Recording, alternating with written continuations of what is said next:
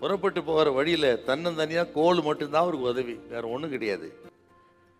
அப்படி இருக்கும் பொழுது அந்த ராத்திரி நேரத்துல யாக்கோபு தன்னந்தனியனாய் பயத்தோடு படுத்திருக்கிறான். எங்க போறது தெரியல, இதுக்கு முன்னாடி போனதில்லை. இப்ப இருக்கிறது மாதிரி வழிவாசல்லாம் கிடையாது, போய் சேருவோமான்னு தெரியாது, வீட்டுக்கும் போக முடியாதுங்க. ஏசா எப்போ கொண்டு போடும் ரெடியா இருக்கிறான். போக இடம் தெரியாது, திரும்பி போக முடியாது, இனி என்ன செய்வது, 1000 கேள்விகளுங்க. அப்படி பயத்தோடு படுக்கும் பொழுதுதான் கர்த்தர் சொப்பனத்தை கொடுத்தாரு. என்னன்னு சொப்பனத்தை அர்த்தம்?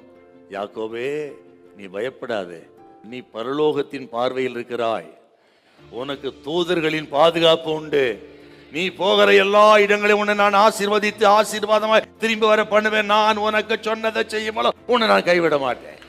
கர்த்தர் உங்களை பார்த்து சொல்றாருங்க, அவர் உங்களுக்கு சொன்னதை செய்யும் அளவு அவர்